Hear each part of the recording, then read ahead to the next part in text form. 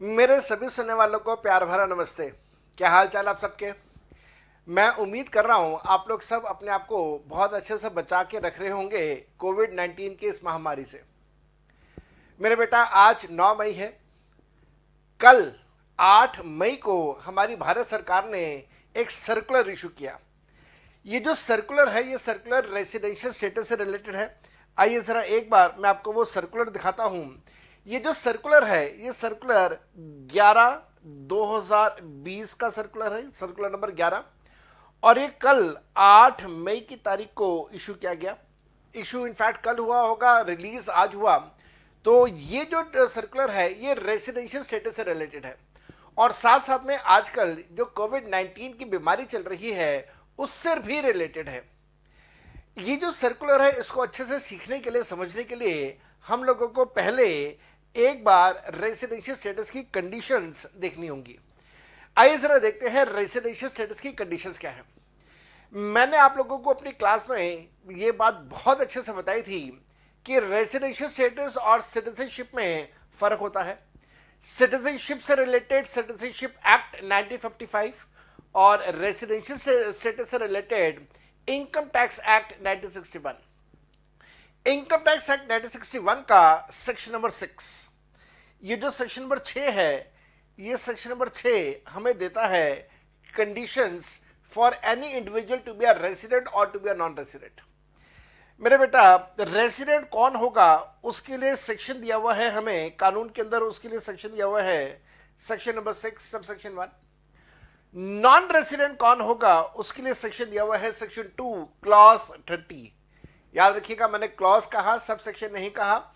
Section 2 और section 10 हमारे income tax act के अंदर दो सेक्शन ऐसे हैं और ऐसे और भी बहुत सारे हैं। सेक्शन 16 भी हैं जहां पे हम लोग सब सेक्शन नहीं बोलते, क्लॉज बोलते हैं।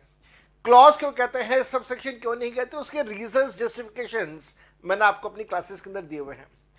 मेरे बेटा सेक्शन 6 सब सेक्शन 1 जो है ये कंडीशंस देता है। ये जो कंडीशंस हैं इन कंडीशंस का नाम हम लोगों ने रखा है बेसिक कंडीशंस। अगर आप इन बेसिक कंडीशन में से दोनों में से कोई एक कंडीशन अगर सेटिस्फाई कर दो तो इंडिविजुअल कहलाता है इंडिया का रेसिडेंट। लेकिन मान लीजिए अगर वो नॉन रेसिडेंट है तो कैसे पता चलेगा नॉन रेसिडेंट है। उसके लिए हम लोग पढ़ते हैं सेक्शन 2 क्लॉज 30 की कंडीशन।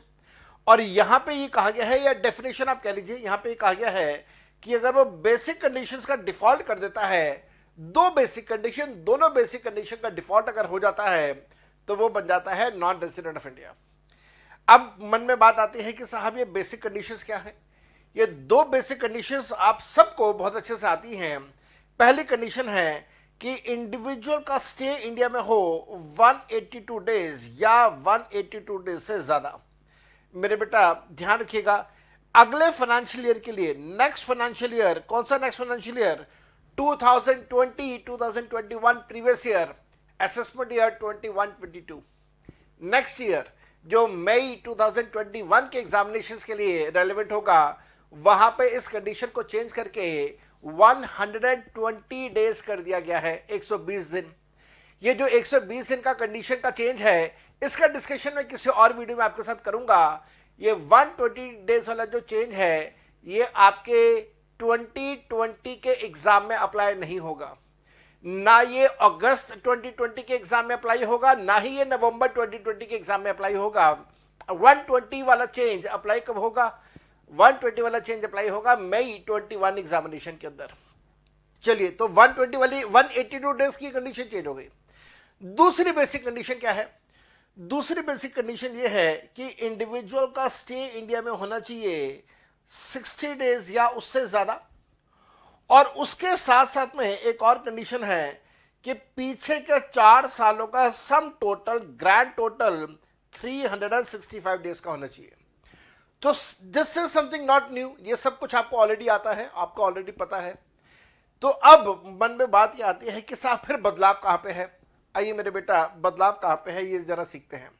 हम सबको ये बात बहुत अच्छे से पता है कि कोविड-19 की वजह से हमारे देश में लॉकडाउन स्टार्ट हो गया। 22 मार्च संडे का दिन था, आप सबको बहुत अच्छे से याद होगा। संडे को 22 मार्च को हमारे प्राइम मिनिस्टर मोदी साहब के कहने पे हम लोगों ने वो घंटी और थालियों का शाम के टाइम पे एक एक्ट परफॉर्म किया था बिग बॉस के कहने के ऊपर। तो वो जो 22 मार्च था, वर्चुअली 22 मार्च से ही हमारा लॉकडाउन भी स्टार्ट हो गया था वर्चुअली। उसकी वजह से इंटरनेशनल फ्लाइट्स को बंद कर दिया गया, ना कोई आ पाया ना कोई इंडिया से जा पाया। अब मान लीजिए कोई ऐसा इंडिविजुअल है जिसका नॉर्मली स्टेटस है नॉन रेसिडेंट का, लेकिन 22 मार्च के बाद वो इंडिया में फंस गया। क्यों फंस गया? वो इस वजह से फंस गया क्योंकि कोविड-19 की वजह से इंटरनेशनल फ्लाइट्स बंद हो गई, वो जा नहीं पा रहा था, कोई इंडिया में आ नहीं पा रहा था, एंड सो ऑन। वो बहुत सारी बातें हुई, बहुत सारी घटनाएं घटी। तो उसकी वजह से ऐसा पॉसिबल है कि 31 मार्च 2020 तक किसी का जो स्टेटस है वो नॉन रेजिडेंट से कन्वर्ट होकर रेजिडेंट हो जाए। बहुत सारे लोग ऐसे प्लानिंग करते हैं कि भाई मैं 31 मार्च से पहले पहले इंडिया से बाहर चला जाऊंगा, जिसकी वजह से मैं अपना स्टे 182 डेज से कम दिखाऊंगा इंडिया में, या फॉर दैट मैटर 60 डेज से कम दिखाऊंगा, या फॉर दैट मैटर अगर हम लोग NOR की बात करें तो वहां पे 730 डेज से कम का स्टे दिखाऊंगा। तो ऐसे केस में वो सारे लोग जो इंडिया में फंस गए उनकी प्लानिंग चौपट हो गई। और नॉन रेसिडेंट के केस में पॉसिबिलिटी है कि बहुत सारे लोग रेसिडेंट में कन्वर्ट हो गए हों। अब ऐसे सभी लोगों को थोड़ी सी राहत देने के लिए, थोड़ा सा सुकून देने के लिए, थोड़ा सा रिलैक्सेशन देने के लिए हमारी भारत सरकार ने सर्कुलर दिया, circular number 11 of 2020, circular number 11 of 2020 हमारी भारत सरकार ने इंट्रोड्यूस किया। और ये कल सर्कुलर इंट्रोड्यूस हुआ 8 मई 2020 को। ये सर्कुलर हमें क्या बताता है, ध्यान से। अच्छा, पहले एक चीज, आप इसे बहुत सारे स्टूडेंट्स पूछेंगे मेरे से, सर क्या ये सर्कुलर हमारे अगस्त एग्जाम के लिए एप्लीकेबल होगा? मैं बोलूंगा नहीं, एप्लीकेबल नहीं होगा, क्योंकि ये मई में आया, तो मई में आया इस वजह से एप्लीकेबल अगस्त एग्जाम में नहीं होगा। फिर आप पूछेंगे सर क्या हमारा नवंबर एग्जाम में अप्लाई होगा? तो मैं बोलूंगा नहीं साहब, नवंबर एग्जाम के लिए भी एप्लीकेबल नहीं होना चाहिए। मैंने कहा नहीं होना चाहिए। क्यों नहीं होना चाहिए? इस वजह से नहीं होना चाहिए क्योंकि हमारे नवंबर एग्जाम के लिए 30 अप्रैल तक के अमेंडमेंट्स पूछे जाते हैं। लेकिन ये जो सर्कुलर है ये इशू कब किया गया? ये इशू किया गया 8 मई को। इस वजह से नवंबर एग्जाम के लिए भी एप्लीकेबल नहीं होना चाहिए। अब आप में से बहुत सारे स्टूडेंट ने वीडियो यहीं पे बंद कर दिया होगा। भाई वीडियो बंद मत करना, इस वीडियो को पूरा देखना, चाहे आपके एग्जाम के लिए रेलेवेंट हो ना हो, लेकिन फिर भी आपको हो सकता है रियलिटी में, रियल लाइफ में किसी को सलाह देनी पड़ जाए तो ये वाला वीडियो काम का होगा। आप में से कई लोग ऐसे होंगे जो कि अदरवाइज इस वीडियो को सुन रहे होंगे, maybe not from the students perspective but otherwise, but then keep in mind that this circular is relevant for the financial year 1920, assessment year 2021, assessment year 2021 के लिए, financial year 1920 के लिए या previous year 1920 के लिए ये वाला circular relevant है। ये सर्कुलर हमें क्या बताता है? ये सर्कुलर वही सारी बातें जो मैंने अभी आपको बताई हैं कि ये सर्कुलर एप्लीकेबल कब होगा, किसके लिए होगा। सेक्शन नंबर 6 की बात करी गई इस सर्कुलर के अंदर। ये सर्कुलर कहता है कि साहब सेक्शन नंबर 6 के अंदर इंडिविजुअल से रिलेटेड कुछ कंडीशंस गिवन है, और साथ साथ में ये कंडीशंस उसके रेसिडेंट होने के लिए, नॉन रेसिडेंट होने के लिए, नॉट ऑर्डिनरी रेसिडेंट होने के लिए गिवन है। और एक वर्ड लिखा हुआ है इंटर एलिया। इंटर एलिया, बहुत बार आप स्टूडेंट से ये वाला वर्ड पढ़ा होगा इंटर एलिया। मे बी शायद इसके बारे में बहुत सारे लोगों को नहीं पता होगा। इंटर एलिया का मतलब होता है अमंग मैनी थिंग्स। अंग्रेजी भाषा में अगर इसे ट्रांसलेट करें तो उसका मतलब निकल के आता है अमंग मैनी थिंग्स, बहुत सारी बातों के साथ एक बात ये भी है। जब कभी भी इंटर एलिया वर्ड लिखा हो इसका मतलब यह है कि बहुत सारी बातों के साथ एक बात ये भी है, among many other things, this is also one of the things, that is what we call inter alia. ध्यान से देखिएगा, ये बताता है कि साहब सेक्शन 6 बताता है कि time period for anybody to become a resident और to become a non resident. मेरे बेटा 2019-2020 प्रीवियस ईयर असेसमेंट ईयर 2020-2021 के लिए परेशानी आ गई। क्या परेशानी आ गई? ध्यान से देखिएगा। Due to the declaration of lockdown and suspension of international flights owing to the outbreak of novel COVID virus. Novel एक वर्ड लिखा हुआ है, नोवल। नोवल वर्ड का मतलब होता है कुछ ऐसा जो बिल्कुल नया हो, कुछ ऐसा जो पहले कभी किसी को ना पता हो और बिल्कुल कोई नई चीज हो, that is what we call novel. और आपको बता देता हूं, कोरोना वायरस, ये वाला जो कोरोना वायरस है, ये कोरोना वायरस तो नॉर्मली बहुत तरह के कोरोना वायरस आते हैं। ये जो कोविड-19 का कोरोना वायरस आया है, ये बिल्कुल नए किस्म का कोरोना वायरस है जिसका कोई वैक्सीनेशन, कोई दवाई अवेलेबल नहीं है। इसी वजह से इतनी दिक्कत है। अदरवाइज बाकी के जो कोरोना वायरसेस हैं, उनमें से बहुत सारे कोरोना वायरसेस का इलाज हमारे साइंटिस्ट, हमारे डॉक्टर्स के पास है। ये नोवल है। नोवल का मतलब बिल्कुल नया है, जिसका कोई इलाज नहीं है, तभी ये इतनी बड़ी महामारी बन गया। चलिए, नोवल वर्ड भी हम लोगों ने सीखा। तो ऐसे लोग वो they are required to prolong their stay in India.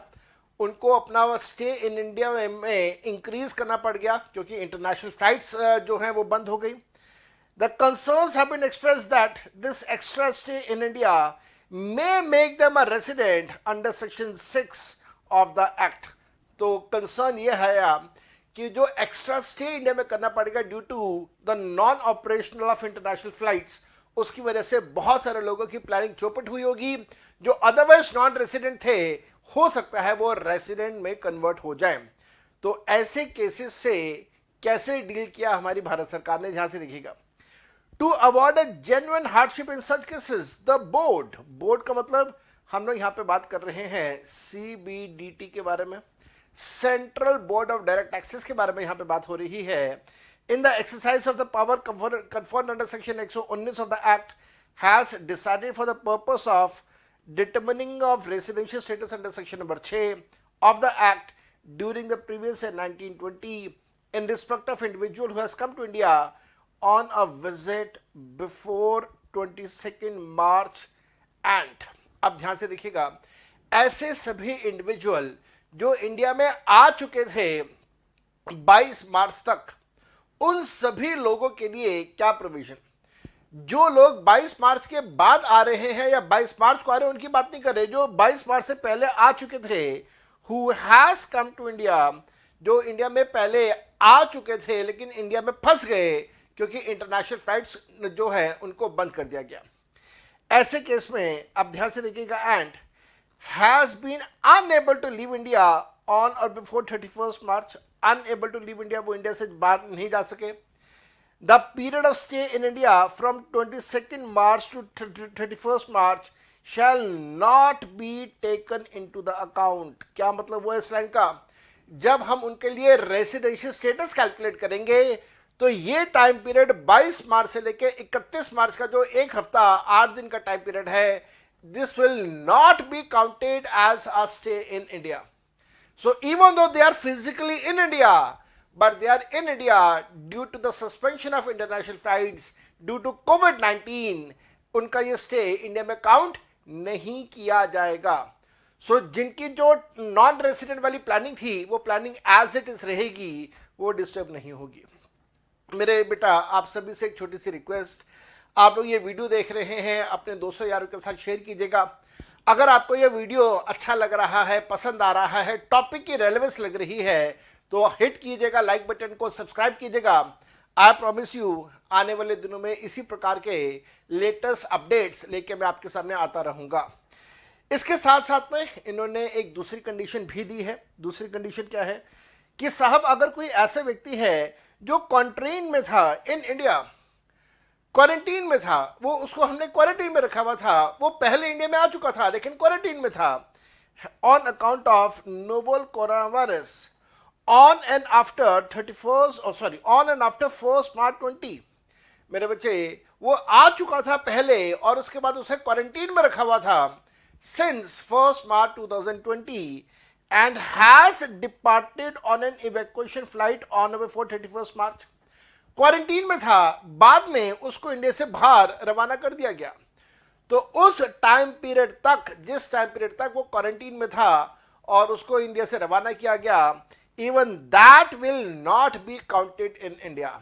ध्यान से पढ़िए क्या लिखा है, and has departed on an evacuation flight on or before 31st March or has been unable to leave India before 31st March, the period of stay from the beginning of his quarantine to the date of the departure or 31st March, as the case may be, shall not be counted as stay in India.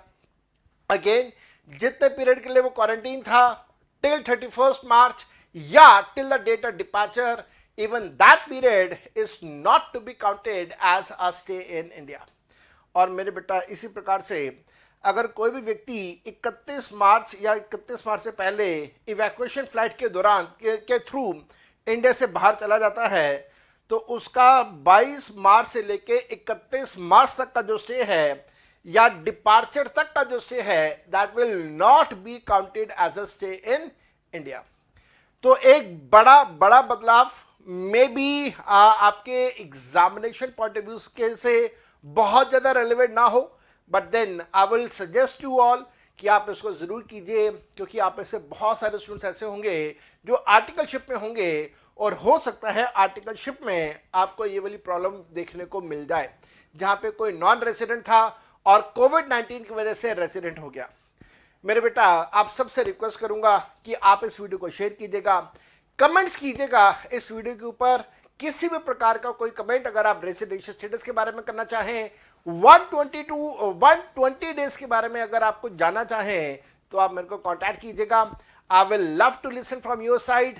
Till that time, bye bye and very very good luck to all of you for your future endeavours. Bye bye.